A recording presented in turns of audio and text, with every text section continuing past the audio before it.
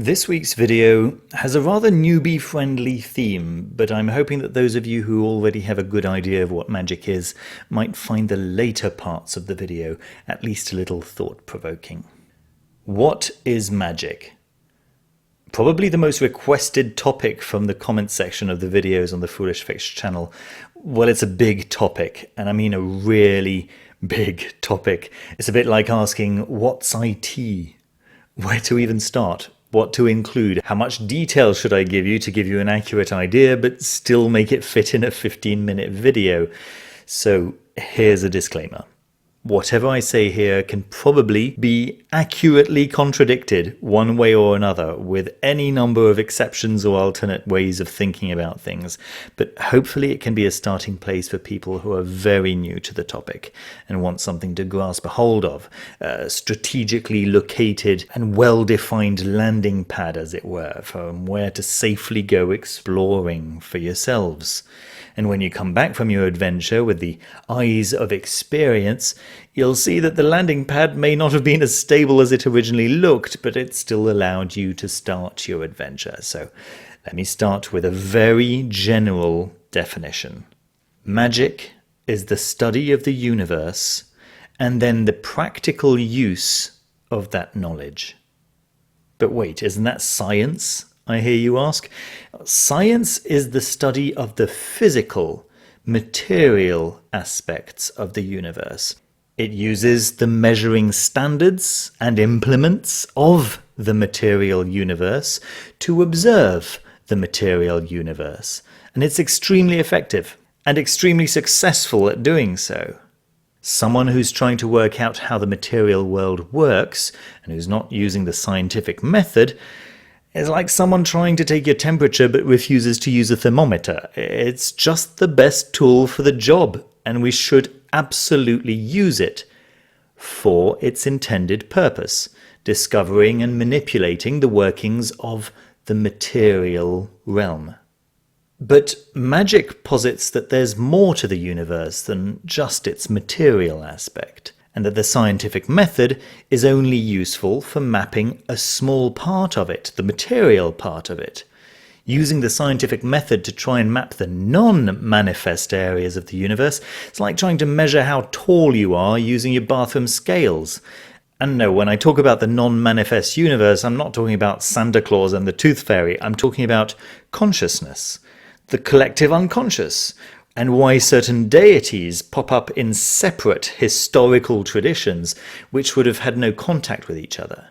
So yes, to reiterate, magic is the study of the universe and then the practical use of that knowledge. Now, what do I mean by practical use? Well, a couple of things. First of all, one of the things that a magician discovers early on is that the universe is mental. I don't mean as in, whoa, the universe is completely mental, although there is an argument to suggest that too. No, what I mean is that the universe is made of mind. Most scientists assume, because it is an assumption, that the universe is material and that consciousness arises out of matter. If you get the right molecules in the right quantity and in the right order, that creates consciousness. Magicians assume that the basic building block of the universe is consciousness, and that matter arises out of consciousness. There's this theory I rather like, which proposes that the brain is a receptor of consciousness, like a radio antenna that tunes into consciousness, and not a generator of consciousness, as most people suppose. So once this is your general assumption, that the universe prima materia is consciousness and not matter, a whole world of possibilities opens up to you, and phenomena which previously seemed paranormal suddenly make much more sense. It also follows that if we're more than just a body and synaptic discharges in the brain creating the illusion of consciousness, then taking care of the actual totality of what constitutes the self is going to take more than just bodily hygiene and a yearly checkup with your dentist. It also stands to reason that while a medical doctor should be your best bet for curing ailments in your physical body, there may be other kinds of fixes needed for the non-manifest parts of yourself. Another practical use of the knowledge gained by these explorations may be a correction in our understanding of what we are. Identifying entirely with what magicians call the lower self is suddenly seen as an incomplete view of reality. We're so much more than our bodies and our minds and our identities and our circumstances. Those are aspects of our lower selves, yes, but the higher you climb up the levels of manifestation, the closer you get to the realization that everything is one. The statement that we're in fact God sounds quite blasphemous to the novice's ear, but of course if you consider yourself only to be the lower self, well, that certainly isn't what God is. God is the whole thing, and we spend most of the time not being the whole thing. We spend most of the time being the local, small self. But the local small self can communicate with its higher self, and on occasion even identify with the higher self, so that it can be whole. If this sounds surprising to you, I recommend checking out my mind expansion exercise if you haven't already. So all this is known as high magic or theurgic magic, the act of self-realization, as in realizing what we actually are, and allowing that to be our reality. This mostly takes the form of interacting with divinity, or specific aspects of divinity that have been defined, cordoned off as it were, and in some cases anthropomorphized, so that the practitioner can work with more precision than just the general concept of divinity or God. Divinity contains more than just kindness and encouragement. Divinity is the sum total, the in-breath and the out-breath, the yin as well as the yang, the tree of life as well as the tree of death, the light as well as the shadow. And so a lot of high magic also involves shadow work, the acceptance that every coin has two sides, and that left to its own devices, or ignored, or probably worst of all if we deny its very existence, that shadow can get out of hand and start wreaking havoc in our lives. So we explore the darker sides of our lower selves and of divinity in controlled ways, so that they're put to use constructively rather than left to their own devices. You can check out my videos on the nature and purpose of demons for more on this. Another practical use of knowing how the whole universe works, not just the physical realm, is that it becomes possible for you to cause improbable things to happen. Note that I say improbable and not impossible. One of the reasons why magic is spelt with a K at the end in some circles is precisely to differentiate it from parlor tricks and illusions and sleight of hand, but also to differentiate it from the magic of fiction, which still clearly confuses a large portion of the so-called magical community who get into magic imagining that they'll be able to levitate or teleport or cause objects to move through telekinesis and so on. There's a hilarious spoof interview by Alan Moore where he makes fun of this notion, which I'll link down below, of course. So no, impossible things are going to stay impossible. But then many of the things that we consider to be impossible are actually only improbable. Like imagining our friend who moved to another country might just ring the doorbell in 3, 2, 1, that kind of thing. So improbable that we tend to think of it as impossible, but in actual fact not completely impossible, just very low probability of happening. Well, that's the kind of thing so-called low magic is quite good at encouraging. So low magic is the magic we perform to make our material circumstances more helpful. Now, just because the magical understanding of what we actually are includes the higher self, doesn't mean that the lower self is any less a part of the whole. So yes, we have to integrate the higher self, but we also need to make sure that the lower self is okay too.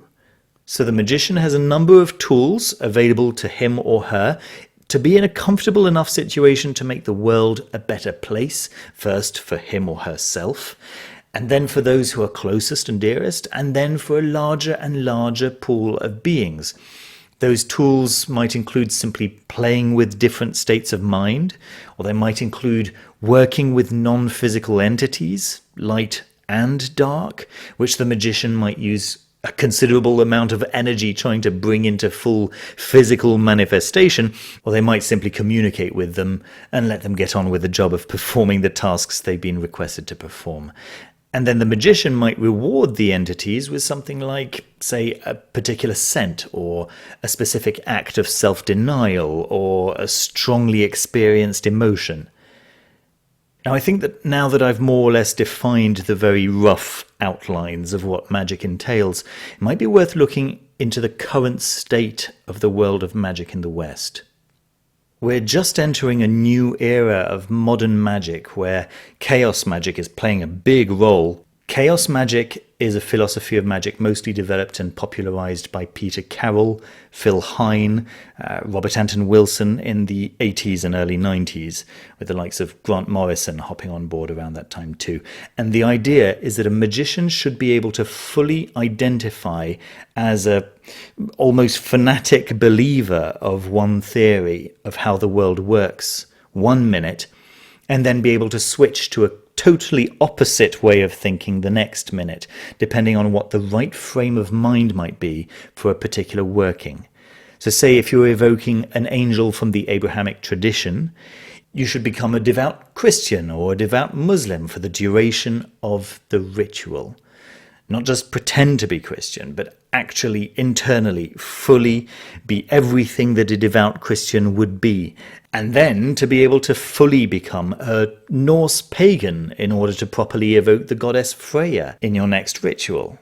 Chaos magic posits that frames of mind are the number one ingredient of a successful ritual, and that while the present moment is highly ordered, and the near future is relatively predictable, the distant future is highly unpredictable, chaotic, you might say, and it should theoretically be possible to pick the way you wish for that chaos to crystallize into a present moment that you actually desire.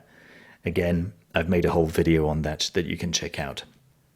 But it seems that we're even transcending that in today's magic, and more groups of magicians are attempting to reconstruct historical forms of magic.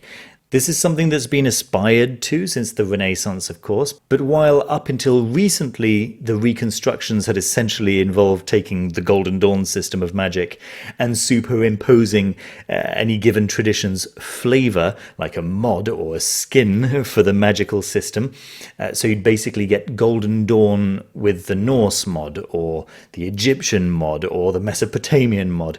Well, now what we have is much better researched. We've got entire university departments devoted to the study of the magical systems of various historical traditions, and the Cusis books, for example, and the books by Neil Price, for example, are wonderful testaments to that evolution. Now, admittedly, all of this is pretty beginner stuff, which won't have been of much interest to the many well-established magicians watching. So let me just finish with a little something for them. Well, hopefully it'll be a little nugget at least for some of you. Maybe some of you remember a video I released some months ago when I had an aha moment about the shamanic and not Christian or anti-Christian origins of traditional witchcraft. I'm talking about the witchcraft that was actually practiced and punished in the Middle Ages, as opposed to Wicca, which is really the Golden Dawn with a witchcraft mod or skin, right? I recently had another aha moment when I realized that the Golden Dawn and all of the magical philosophies and theosophies of the late 19th and early 20th centuries, which are the greatest influences on modern Western magic, are actually replications of Hindu non-dual Tantra. So as it turns out, the Golden Dawn seems very much to be Shaiva-Shakta Tantra with Western tradition's greatest hits mod, so to speak. So involving Hebrew, Greek, Mesopotamian, Egyptian, Christian Gnostic, Solomonic, alchemical, Enochian, all of the esoteric traditions which have had the greatest influence on Western society, maybe regretfully excluding Norse. This theory really is just a theory, but I base it on several clues. First of all, the philosophy of the construction of the complete human self mirrors closely the tantric model. And then we have the Tree of Life, which describes various levels and aspects of reality, just as the tantric tattvas do. And then there's the fact that they actually propose a technique called tattva vision, which is a method for training astral clairvoyance, which uses the symbols of the 5 basic tattvas: earth, water, air, fire, and space. So they were clearly at least acquainted with Tantra. There's another clue hiding in plain sight in the title that Dion Fortune chose for her seminal book, The Mystical Kabbalah, namely The Yoga of the West. I'll just remind anyone who might have skipped that religious education lesson that Hinduism is actually a monotheistic religion, with the many aspects of the one God being personified as many deities for easier study and recognition, including deities associated with preservation, like Vishnu, and deities associated with destruction, such as Kali, which might also ring a bell if you were paying attention to what I was saying earlier on about light and shadow in Western magic. So there we go. You may have heard of Tibetan Vajrayana Buddhism. Well, the Tibetan Buddhists themselves agree that Vajrayana Buddhism is an adapted version of Indian Tantra with a specifically Buddhist flavor. My strong suspicion is that the modern magic tradition which has most influenced the Western world for the past century is essentially Shaiva-Shakta Tantra with a Western flavor.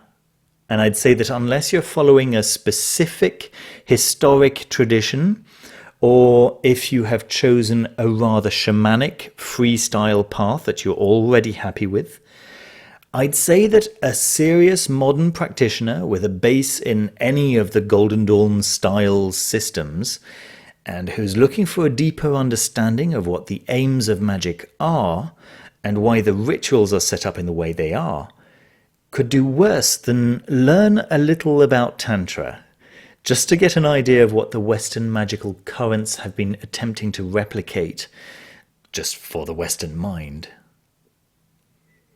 I hope you found something useful to you in this week's video. Thank you so much for spending a bit of time with me today exploring this topic. If you enjoyed the video, please remember to leave a like and subscribe if you haven't done so already. Special thanks as always go out to all my dear members. Thank you all for your generous. If you're interested in finding out more about membership and how members get access to the Foolish Fish Discord, where they can chat and swap magical questions and recommendations with other like-minded people, you can click on the join button just next to the subscribe button, or you can click on the link in the description. Thanks in particular to my level 3 members, the Magister Venerabilis members, this week being Eager Ninja 5000, Volgoth, Persephone Kore, Will C, Aristarchus, Alex Bogorad, Freddy Zamora, Nia the Irnach, Frater Demianus, Frater VPF, JP Ferraccio, Silkweaver, Distorted Waves, Living Ritual, Inga Oyas, L West,